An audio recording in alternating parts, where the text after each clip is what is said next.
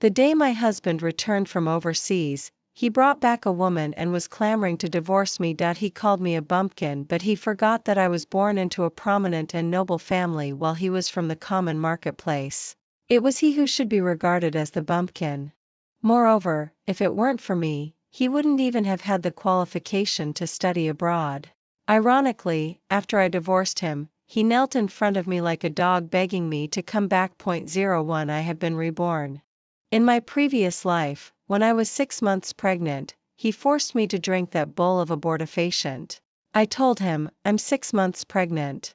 Drinking this might kill me. He said disdainfully, people also die on airplanes. Does that mean everyone should stop flying? Then he forced me to drink it. When the effect of the medicine took hold, I was in such excruciating pain that it felt like my heart was being clawed at. I watched helplessly as the red flesh and blood came out from under me, feeling my life slowly slipping away.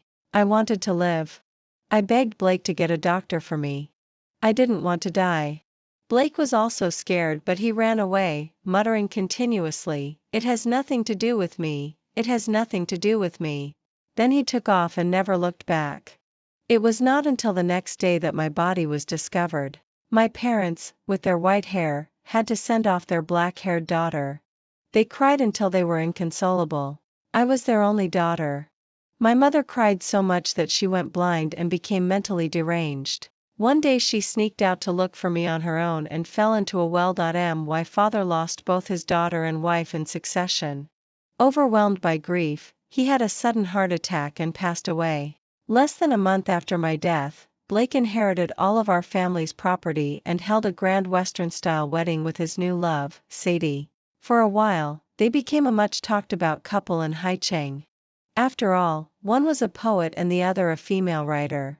A talented man and a beautiful woman. Who wouldn't envy them? I had thought that they would get their comeuppance. Since they had killed our whole family, they surely should have been despised and cursed by others. But later I realized that ideas like good being rewarded and evil being punished and the notions of right and wrong were all the delusions of the victims. They were living a wonderful life. No, it should be said that they were living too well. In the rest of their lives, they had money, status, and fame. Blake was even hailed as the father of modern poetry, and Sadie won several prestigious awards for her books. When they grew old, they were highly respected by the world, being addressed as respected elders and being called the backbone and pioneers. As for me, no one remembered me. Even when I searched for my name together with Sadie's, nothing could be found because I represented Sadie's stain. So, is it true that only those who live until the end can hold the power of discourse? Later I learned that having status not only gives one the power of discourse but also the right to dictate the lives of others. Blake's granddaughter, out of jealousy for a girl who was both beautiful and talented in the dormitory, had her raped by some people. Since then, that girl has been mentally deranged. However, despite having both witnesses and evidence, the perpetrator couldn't be arrested. Blake gave the order, and his granddaughter simply changed her appearance and went abroad. This case became an unsolved case. After seeing Blake's whole life, I was reborn. When I was reborn, I was 19 years old. Since I married him at the age of 16, he had gone to study abroad with the financial support of my father and hadn't come back in those 3 years.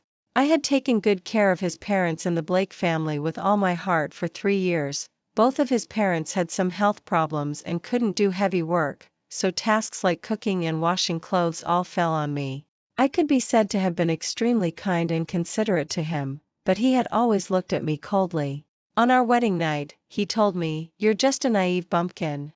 If it weren't for my parents forcing me, I wouldn't have married you. You know nothing.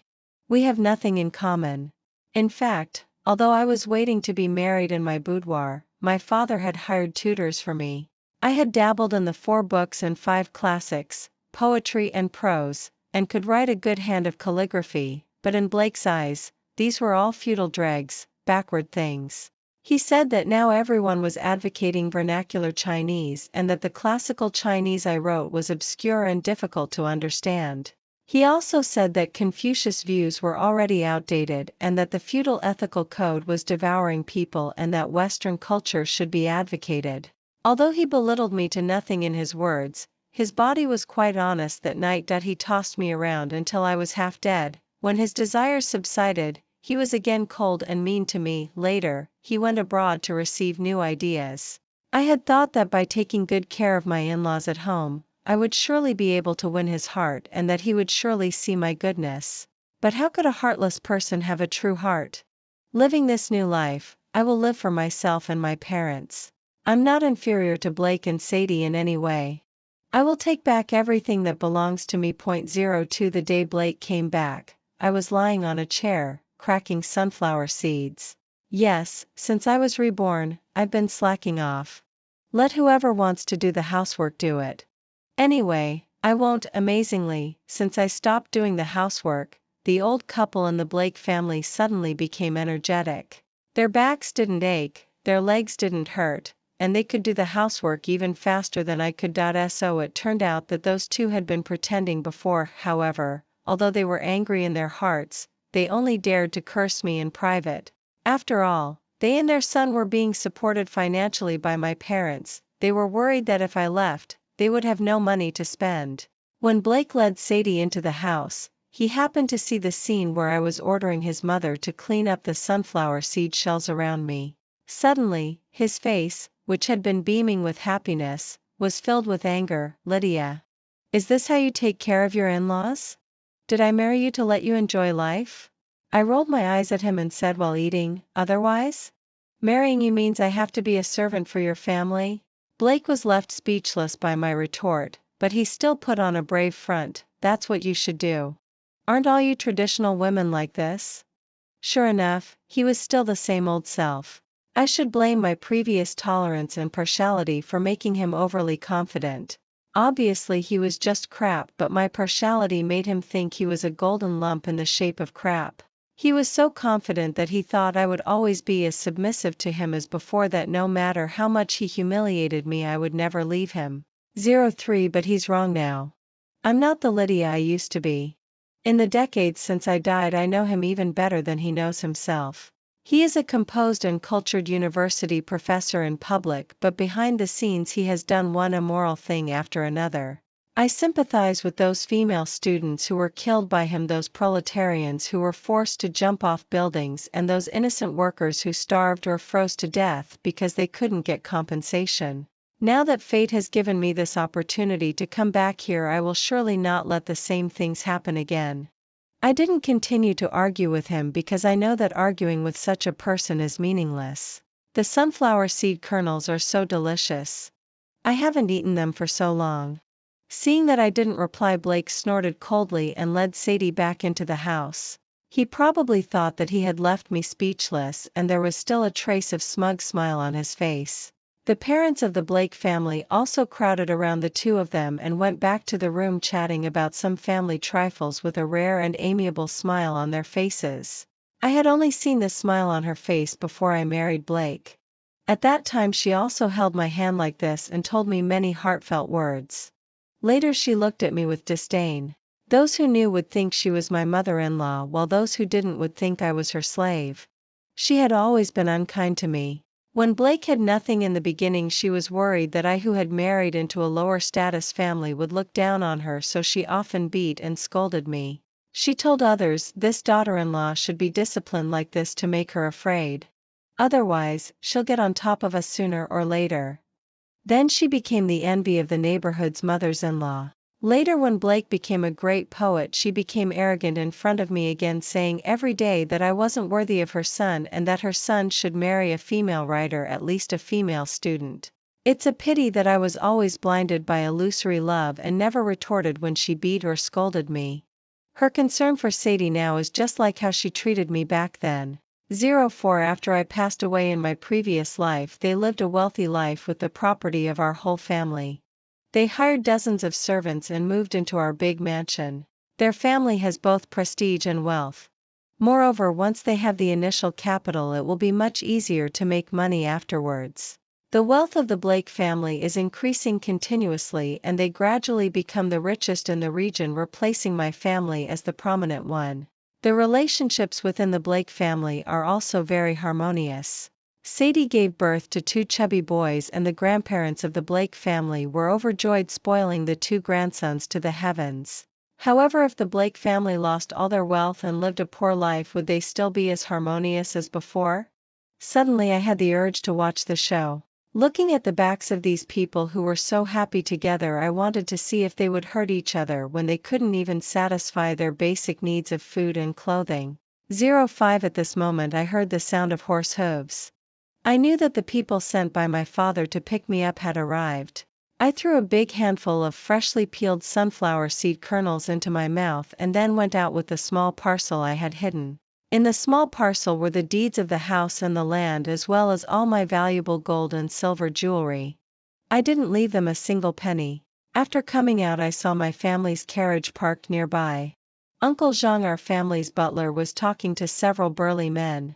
Seeing me approaching, Uncle Zhang cheerfully introduced me to them. "This is our young lady. She is the owner of this mansion." The strongest-looking man among them clasped his fists in salute to me and then said gratefully, "Thank you, Miss Lydia, for being willing to rent this house to us for free for a year." Then the other several big men also clasped their fists in salute to me. I was a bit worried. "Don't thank me so soon. Did Uncle Zhang tell you that there are still people living inside?" "Don't worry, miss. We'll handle it well." "That's good. Thank you for your trouble." After saying goodbye to them I got on the carriage and went home. In the carriage I asked Uncle Zhang curiously, "Uncle Zhang, what do these people do?" "They are from a security escort agency." "Well, Blake is in trouble." 06 After returning home I took a wonderful bath, acted coquettishly and played around with my parents, making them laugh out loud. In my memory I hadn't seen my parents so happy for a long time. Since I married a man who didn't love me and was constantly bullied, my parents had never laughed again. Now seeing them so happy I felt extremely comfortable inside. My little maid told me about what happened on Blake's side. She said that when those big men went in, Blake and the others still refused to leave. Blake shouted angrily and ordered them to get out of his house. Seeing that they didn't leave, the old woman sat on the ground and threw a tantrum. How should I put it? This trick only works on civilized people. Those guys were escorts who lived on the edge of the knife. After one impatient escort slapped her, she didn't dare to say a word. Even worse, the old man of their family actually went up to push and shove them. As a result, the leader punched him and knocked out one of his front teeth. Blake had always been a bully who was afraid of the tough.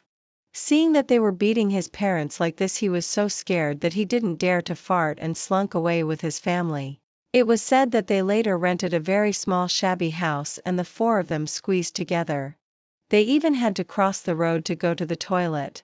Was extremely happy, miss. It's really what goes around comes around. I'm so happy to see the Blake family in such a situation now. Grew up with me since childhood. Although she was called a little maid, she was almost like a sister to me. Since I married into the Blake family, would sneak over to see me from time to time. She knew how Blake's mother and the others treated me and what kind of life I lived in the Blake family. She felt very sorry for me but had been powerless to do anything. Now it's all right. I'm back home. I've seen the true faces of the Blake family. And the Blake family is not doing well. This is really a great thing for her.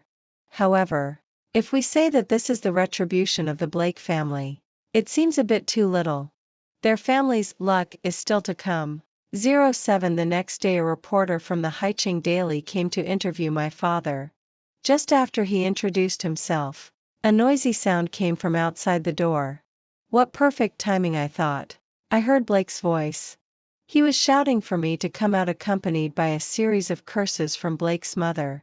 Then the butler walked in with a troubled look and said that the whole Blake family was outside and wanted to see me, or else they would divorce me.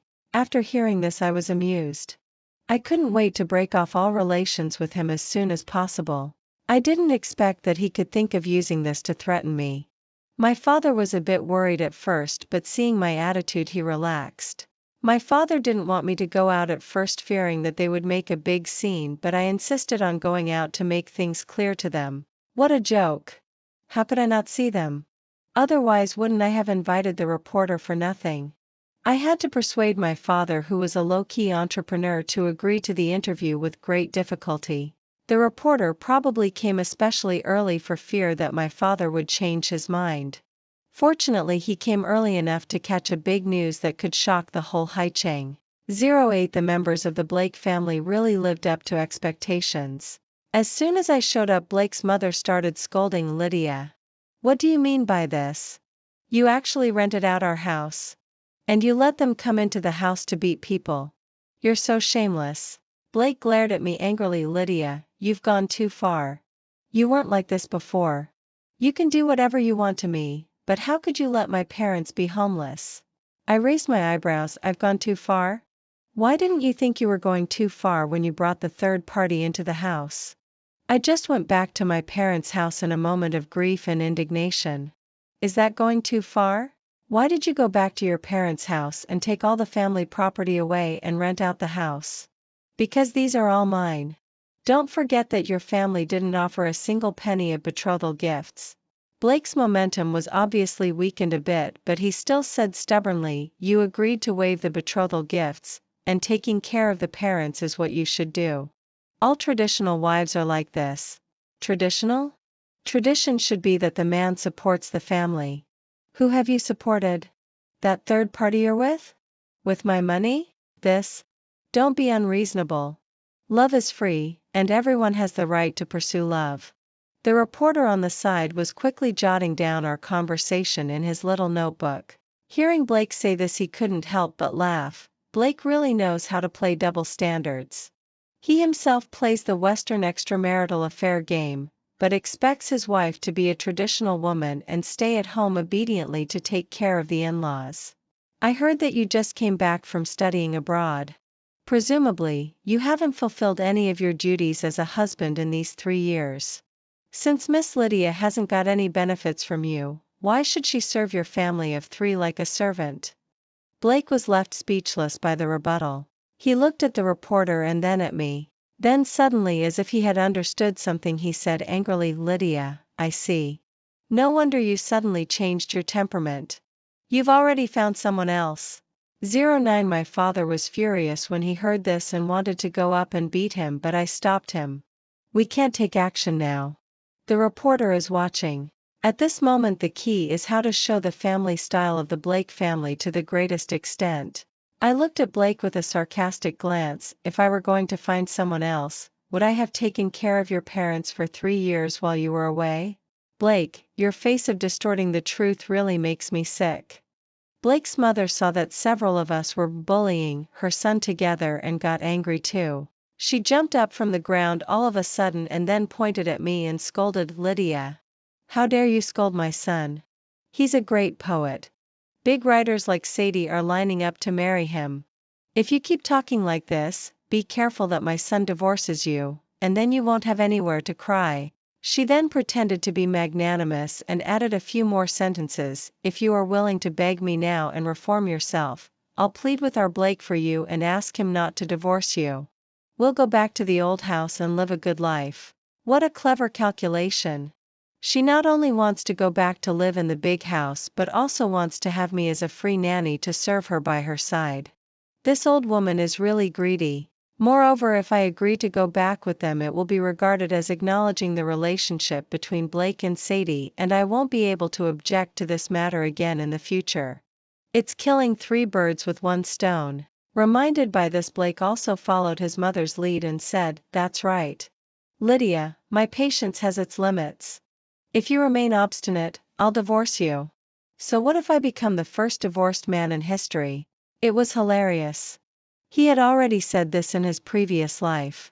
However, he didn't succeed last time because I died before the divorce and he became a widower automatically. Since he was so obsessed with this title, let him have it this time. Good. A promise is a promise. Blake, don't go back on your word. How about we issue a divorce announcement right here in front of the reporter today? Blake panicked. "What? What did you say?" "This person is a reporter. 10 By this time Blake wanted to take back what he had said before, but it was already too late. Extra. Extra. The well-known female writer Sadie is actually having an affair with the renowned Blake. Not only did they drive away his wife, but they also embezzled her property. Big news, everyone, come and have a look. Early the next morning Blake's scandal had spread throughout Haicheng, causing an uproar in public opinion. Seeing that I was awake, Elle happily showed me a newspaper. Miss, look quickly. That scoundrel, the so-called son-in-law's glorious deeds have been exposed. Great. We've finally vented our anger. At that time it was rare for such well-known figures in the academic circle to have scandals, especially ones of a romantic nature. Besides chatting together, the common people had no other forms of entertainment. So whenever people got together to chat, they always loved to talk about this matter over and over again. If anyone didn't know about it, it was as if they were out of touch with the times. Therefore, their deeds became the laughingstock of the common people after meals for a while, and the Blake family lost all face. Now, even when the two elders of the Blake family went out to buy groceries, they would be pointed at and talked about. Some hot-tempered vendors even bluntly refused to sell to them, saying that their money was dirty money extorted from their daughter-in-law. 11 However, these were not the most serious problems. The most serious issue was that this incident affected their job prospects. When they first returned from overseas, several universities in Haicheng had extended olive branches to them, including the most prestigious Tsinghua University. In order to compete for these two famous scholars, each university promised to offer them generous treatment and professional titles. They had chosen the best option, Tsinghua University, and were supposed to officially start work when the new semester began in September. But now, with this incident, things had taken a turn for the worse. Overnight, they had changed from golden phoenixes who had returned from overseas to hot potatoes. Things had become very troublesome all of a sudden. If they were to stay, the pressure from public opinion would be too great. Especially some parents of students would surely say that if your school has two such morally corrupt teachers and doesn't fire them, what if they corrupt their children? If they didn't stay, it would indeed be a pity. After all, these two were rare talents, and the school was in need of talents at the moment. Losing them would also be a loss for the school. 12 After careful consideration and taking various factors into account, the school authorities finally decided to keep them on a trial basis. However, the treatment they received was far from what it had been before. Their professional titles were directly downgraded from full professors to ordinary lecturers, their salaries were cut by more than half, and even the houses originally intended for them were taken back. Blake and Sadie agreed because they really had no other choice. After other schools learned about this incident, they all shunned them. Without the support of the Lydia family, they couldn't go abroad again, so they could only accept the conditions offered by Tsinghua University. Therefore, these four people still had to huddle in that small house. If they didn't cause any more trouble, people would probably forget about this incident after a while, and they might even have a chance of getting promoted as lecturers in the future. However, as the saying goes, it's easier to go from frugality to luxury than vice versa.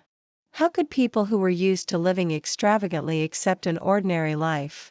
13 Since the matter had been made public, Blake couldn't deny it no matter how thick-skinned he was. I successfully signed the divorce agreement with Blake and published the divorce announcement in the newspaper. Since there were no children, there were no property disputes either. If nothing unexpected happened, we would go our separate ways and have nothing to do with each other ever again. I didn't plan to take any more deliberate actions against Blake and the others. Since the reputations of these two had been ruined, as long as nothing unexpected happened, they probably wouldn't be able to cause any more trouble. Therefore, those heinous things he had done in his previous life would have no chance of happening again. 14 I had a few rare peaceful days at home. In my spare time, I wrote several articles in vernacular Chinese. In my previous life, I had been stuck in the school where Blake taught. At night, when I was bored, I would wander around. My favorite place was the library of Tsinghua University. While others were reading books, I would read there too. Over the decades, I had actually accumulated a lot of knowledge. With more knowledge in my head, writing articles became extremely smooth for me. The words flowed freely when I wrote. Although I couldn't compose a poem in 7 steps like the ancients, I could write an article in one go. My father was very satisfied with this hobby of mine. He said that our Lydia family had finally produced another literary star. With me, the only child, the reputation of our Lydia family as a scholarly family wouldn't be cut off in his generation. I forgot to mention that our Lydia family had an ancestor who was the top scorer in the imperial examinations, and my grandfather was also a genius. But things changed when it came to my father. Whenever my father read a book, he would complain of aches and pains everywhere and knew nothing about learning. However, his arithmetic skills were first class, which was how he built up such a large business. After making enough money, his life could be said to be quite fulfilling, but he always had a regret in his heart. It wasn't that he regretted not having a son. He could always find a son-in-law to marry into the family. What he worried about was that the cultural heritage of the family would be cut off in his generation, and that he would be scolded by his grandfather after his death. Now it was great that he had a daughter who could write articles. She really made him proud. My father liked my articles more and more. But it wasn't enough for just him to like them. He also showed them to my mother. If my mother didn't like them, he would show them to the servants and maids. But his desire to share still wasn't satisfied. Later, whenever there was a guest visiting at home, he would show these articles to them and wait proudly for others to praise me. His guests were usually business partners in the business world. These people were much better at flattering than the women and servants at home. Maybe they didn't understand much like my father, but they could praise with great fluency, using phrases like talent comparable to that of the Xie sisters, and style similar to that of Li Bai and Du Fu, one after another. They made my father so happy. When he was happy, the cooperation would naturally go smoothly. One of the merchants even took these articles to the newspaper to have them published in order to flatter my father. At first, only some merchants who wanted to curry favor with my father praised me. 15 However, the academic community had no faith in me, a divorced woman who had neither studied abroad nor attended university. They all said that my articles were too vernacular, crude, and lacked depth. Blake was even more furious and criticized me, saying that I, a bumpkin, should stop writing articles and that I could never match Sadie's talent. He must have some inferiority complex. He couldn't compete with me in terms of savings, and the only thing he could show off was that bit of culture. But I found it rather funny. I was just writing for fun. Why was he so excited? I wasn't writing for him to read. Why was he so nervous? In the words of later generations, I just made a basic attack, but he used all his ultimate skills and flashes. 16 Later, I understood why he was so nervous. It was because of a sense of crisis. The poems and articles of him and Sadie were indeed beautifully written, gentle and affectionate, but their audience was limited to the academic circle only. The common people simply didn't like to read them and couldn't understand them either. But my articles were different. People in the academic circle thought mine were too vernacular. However, because they were easy to understand and interesting, the common people regarded my articles as storybooks. Until by chance Oliver, a famous Confucian scholar in the academic circle, heard about my articles. He was really curious about what my articles, which had been brutally criticized by the academic circle, actually looked like and why they were so criticized yet so popular. Unexpectedly, after reading my articles, Oliver couldn't put them down and praised me lavishly, saying that my writing style was forceful, close to the people, and full of interest, giving me a very high evaluation. Then something strange happened. It seemed that overnight the public opinion became completely in favor of praising me. This might be the influence of a big shot. The way literati praise people is quite different from those business partners of my father's. Those people before would just use whatever words they could come up with. After all, their cultural level wasn't high enough and there was nothing much in their minds except for that little bit of stuff. But it's different for the literati in the academic circle. For them, praising people is also a kind of learning. They said that my articles not only possess a high level of literary cultivation expressing my complex emotions with concise words subtly expressing a sense of compassion for the world but also revealing a beautiful vision for the future. When the book reviews came out I even doubted myself. Was that really what I was thinking when I wrote them? How come I don't remember? Anyway, by some strange turn of events I somehow became a talented woman. 17 Because of Blake, people always compared me with Sadie. They said that Sadie and I were like the bold and unconstrained school and the graceful and restrained school respectively. This made Sadie very indignant. She seemed to have a hard time accepting the comparison between me, a woman who had never attended school, and her, a university teacher who had returned from overseas. I was happy to see her being indignant, and her anger gave me unlimited motivation to write articles. Gradually I was half-stepping into the academic circle and began to be invited to some gatherings of literati. Of course Sadie and Blake would definitely be present at these gatherings. Whenever Sadie and I were at the same event she would always pick on me on purpose or by accident. For example, when we were having steak together she laughed when I told the waiter that I wanted my steak medium well. There's no such thing as medium well for steak. Miss Lydia, haven't you ever eaten steak before? What?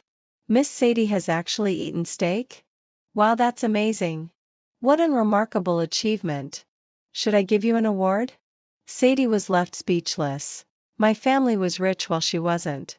Sometimes when I wore jewelry she would be sarcastic about it. This is a formal occasion for discussing literature. Miss Lydia, you should pay attention to your dress and appearance according to the occasion. Miss Sadie has a point. In that case, I think we should also have a unified dress code. We should even take a bath and change clothes before coming, and it would be best to fast for 49 days in advance. Only then can we do justice to this extremely sacred occasion. Sadie was speechless again. Miss Lydia, you're divorced. According to Chinese tradition, you shouldn't really appear on such occasions. Indeed. If we were back in the Qing dynasty, decent women like us wouldn't be allowed to show our faces in public.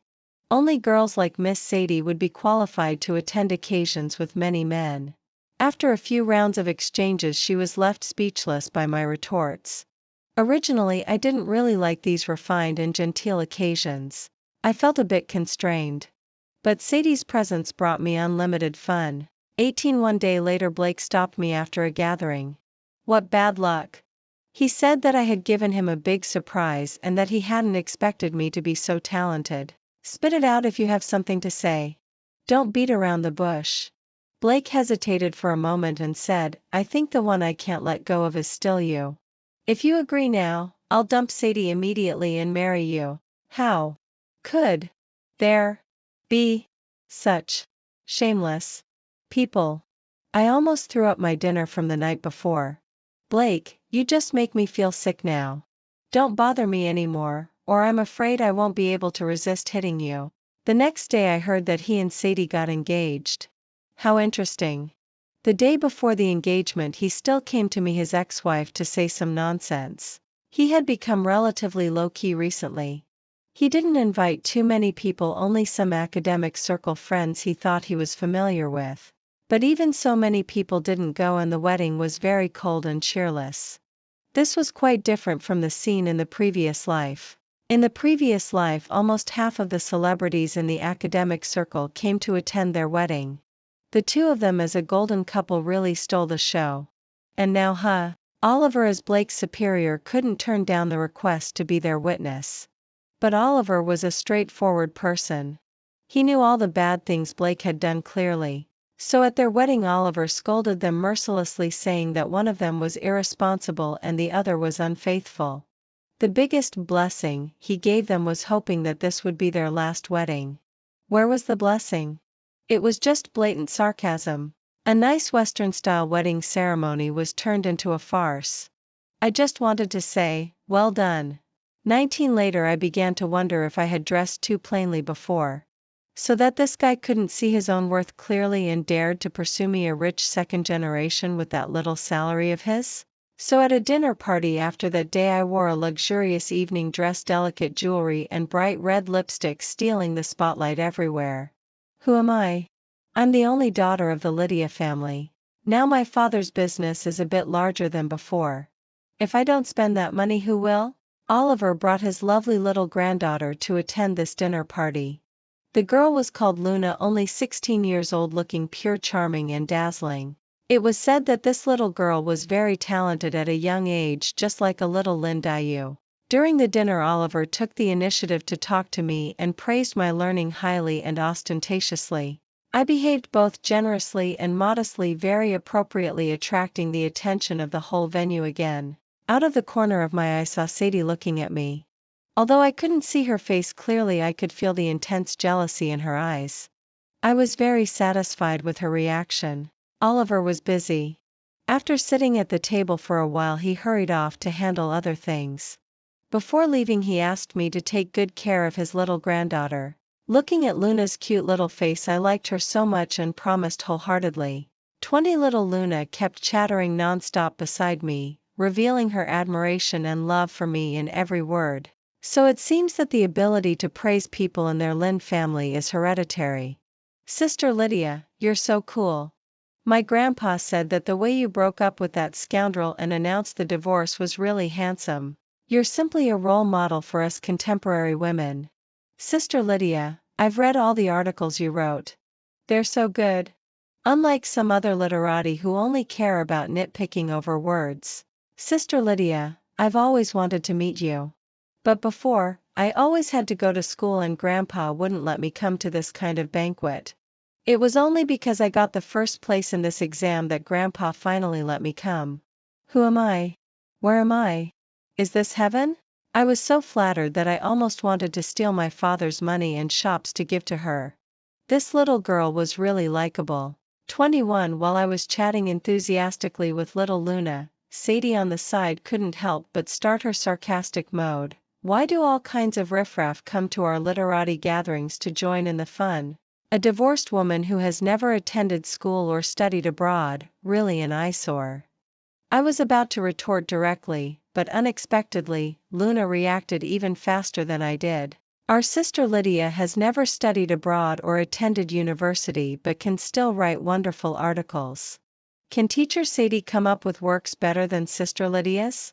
If not, then what did teacher Sadie study abroad for? To learn to seduce other people's husbands? To learn to attract bees and butterflies?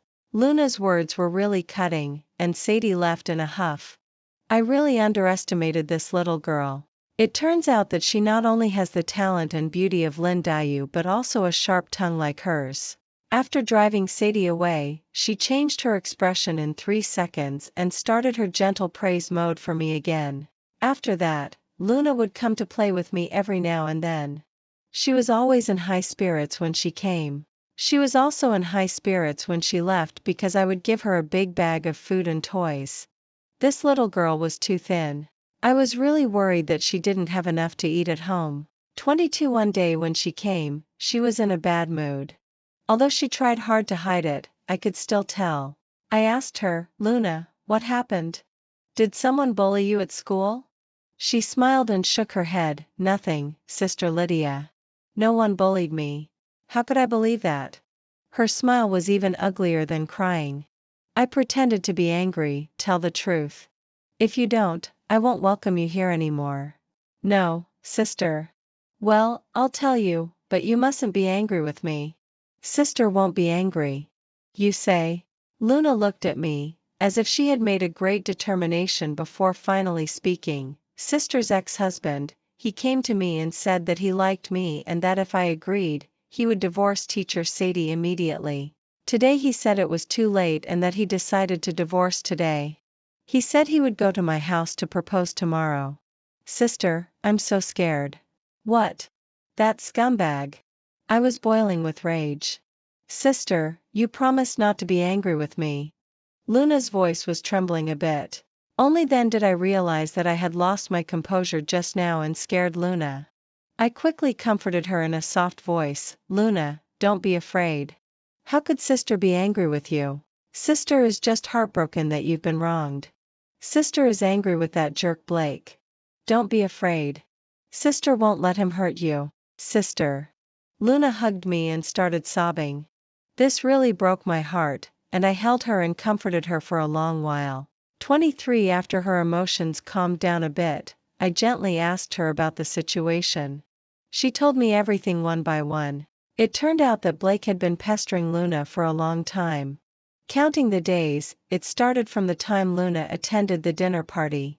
Luna had always been very low-key in school before, and very few people knew that she was Oliver's granddaughter.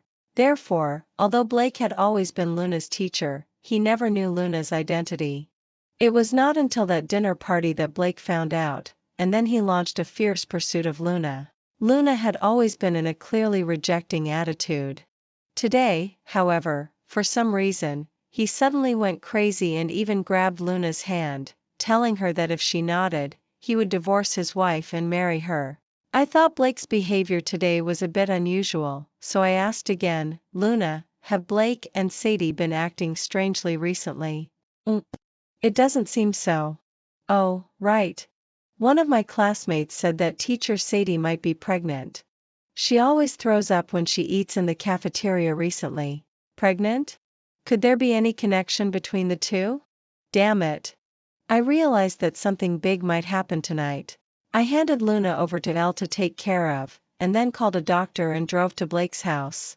24 Sure enough, when I arrived, Sadie was lying on the ground clutching her stomach, and blood was seeping out from under her from time to time. Help me! Help me! She was desperately asking me for help. I asked the doctor to briefly stop the bleeding for her, and then sent her to the hospital. During this period, Blake and his parents never showed up. That scumbag, as expected, couldn't do anything decent. This kind of fickle scumbag, always eyeing what's on someone else's plate while having his own, is cruel and completely inhumane. When he takes a fancy to someone, he will unceremoniously dump his current partner. He would even go as far as killing the current one. Fortunately, Sadie wasn't very far along in her pregnancy, only a little over 2 months, so it didn't take long for her to be out of danger. I've paid your medical bills. If there's nothing else, I'll leave first. Lydia. Sadie called out to me, and I turned to look at her. She was nervously clutching the corner of the quilt with her hands, took a deep breath, and said, Lydia, thank you. What happened before was my fault. Thank you for being willing to save me despite the past grudges. I haven't let go of the past grudges. I can't forgive you. But, you don't deserve to die, and besides, I would have saved even a dog. She then reminded me again, be careful of Blake. He has his eye on Luna. I know. With that, I turned and left. Sadie, she still had a little bit of conscience. She had been the one who came between my marriage, but she also suffered the corresponding retribution, now ending up being abandoned and losing her child. Moreover, it was Blake who directly killed me in my previous life. Even if it wasn't Sadie, there would have been someone like Lu Ling, Li Ling, or Wang Ling. At that time, he would have made the same choice. He doesn't love anyone. He only loves himself. When I was going downstairs, I met Blake's parents. They greeted me rather shyly. What a coincidence. I met Blake's parents. They greeted me rather shyly. What a coincidence. They weren't there when I had a miscarriage in my previous life. And they weren't there when Sadie had a miscarriage in this life either.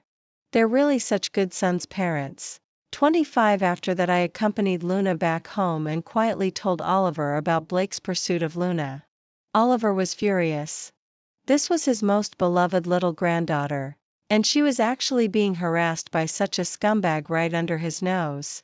After that, Blake was dismissed by the school on the grounds that he couldn't fulfill his teaching tasks. The real reason wasn't stated directly to protect Luna's reputation. After all, a girl's reputation is especially important nowadays. But there's no such thing as a secret that won't get out. Although Luna was the victim, due to the social atmosphere of the times, women were especially harshly judged, and rumors about her and Blake spread like wildfire. To protect her, Oliver sent her abroad to study. She would come back after a few years when the storm had passed. After Sadie recovered, she came to me to apologize solemnly. She said that she had a moral shortcoming and had done something wrong, and she was no longer qualified to be a university teacher. Then she resigned. I heard that she later went to a small mountain village in the southwest to be a primary school teacher. 26 Blake was divorced and unemployed. He was down and out. Besides writing poetry, he had no other skills. He had offended all the great scholars in the academic circle, and no newspaper or publishing house was willing to publish his poetry collection. He was physically weak and couldn't even do the most basic manual labor. He couldn't carry things on his shoulders or lift them with his hands. From then on, he was no longer the carefree and unrestrained great poet he used to be, but just a down-and-out pauper. Now he was the shame of the academic community. Previously, whenever people mentioned him, they would think of his romantic, plaintive and affectionate poems. Now they would only say that he was a beast in human form, a shameless sycophant, and a cold-hearted and ungrateful man. He used to be a favored son of heaven.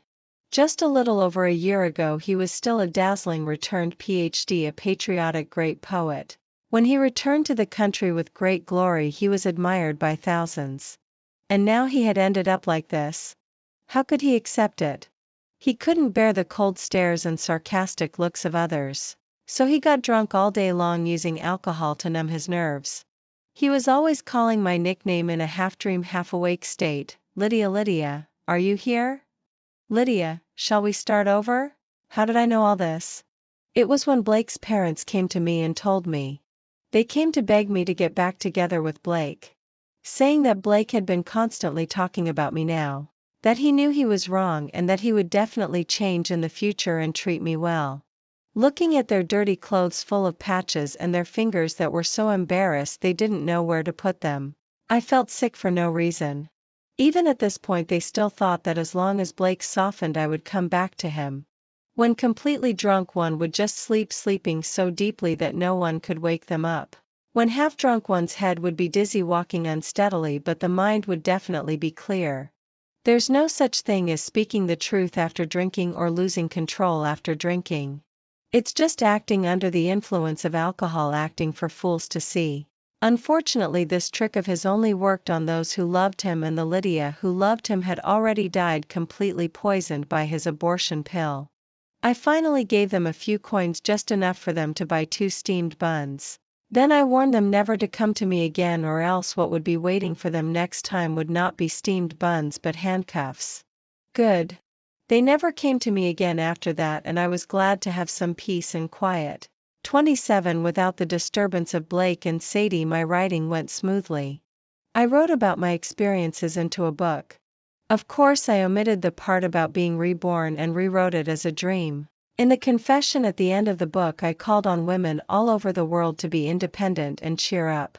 If they are oppressed and bullied, they must have the courage to resist and maintain an upward mindset. The feudal system has become history. Women don't need to adhere to the 3 obediences and 4 virtues and are no longer men's appendages.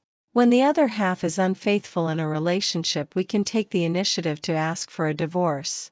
We don't need to continue to endure and live with them for the sake of so-called chastity. A woman's chastity doesn't lie in her body.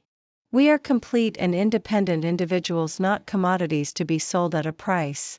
Finally, I called on everyone to follow my example, step out of the family, enter society, and go ahead to complete their own careers. Later, as soon as my new book was released, it was sold out.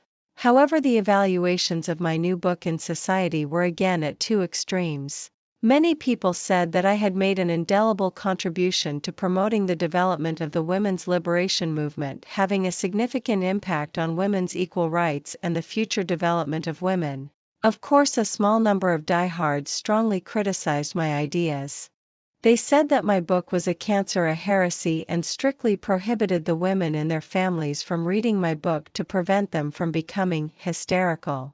Although the evaluations were mixed, my book did indeed encourage many women to step out of their backyards and contribute their own strength in various fields of society.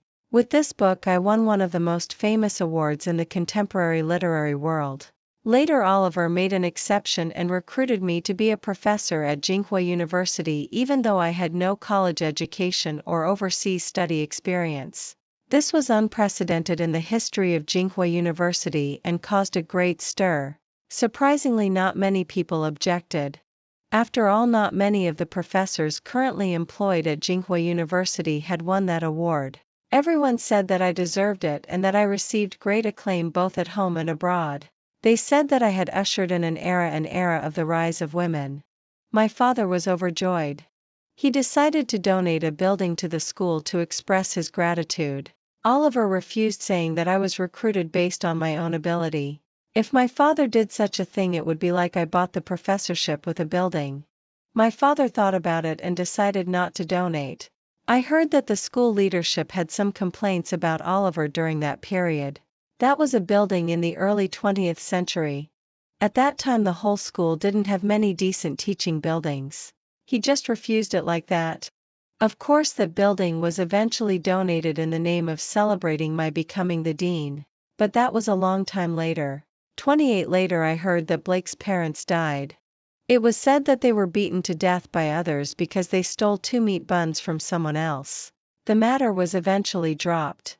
After all, they were just 2 beggars who died and no one really cared. Blake was actually quite filial in the end. He used his last bit of money to buy 2 simple coffins for the old couple, allowing the Blake family's old couple to be laid to rest. However, after this change, Blake now had no one to rely on. Given his current situation, without his parents begging to support him, he seemed to have no choice but to wait for death. So he came to me. That day, just after I finished my class and was almost at my doorstep, a beggar-like person rushed over and grabbed me. I was startled, thinking I had encountered a pervert, and I hit him hard with my bag. My school bag was full of books and weighed about 20 caddies. It didn't take long before I beat him until he couldn't straighten his back. After I was done, I realized it was my ex-husband. He knelt down with a plop and begged me, "Lydia, I know I was wrong. Will you forgive me? From now on, I'll be your servant and work like a horse for you." I admit that in my previous life I really hoped that he would apologize to me like this, but now I just find it so meaningless. The sight of him kneeling in front of me and begging only makes me feel sick. Is he really apologizing? I can see clearly the desire and longing in his eyes. He's just looking for another sucker to support him because he can't survive on his own. A heartless person can never truly feel guilty. So I simply replied coldly, "Get lost," and then walked away without looking back, never paying him any more attention. 29 On a winter night 6 months later, the heaviest snowfall in the history of Haicheng came. The next morning, when the servants of the Lydia family were sweeping the snow, they found a shabbily dressed homeless man frozen to death at the door. He was kneeling in front of the door like an ice sculpture with thick icicles on his eyelashes and eyebrows. He was so skinny that it seemed he hadn't had a full meal in a long time. Even the broken flask he carried with him was empty. Was he repenting? But what's the point? However, rather than sincere repentance, I'd rather believe that he was trying to play the victim in this way to beg me to bury his body. But either way, it doesn't matter to me. I asked the servants to dig a hole far away and bury him. Not leaving his body exposed in the wilderness was the greatest forgiveness I could offer him. 30 Lydia. Come and eat dumplings. We made the ones filled with leek and shrimp, your favorite.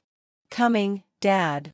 With the sound of firecrackers, our family had a lively spring festival. As for those past events, let them be buried along with this year's heavy snow.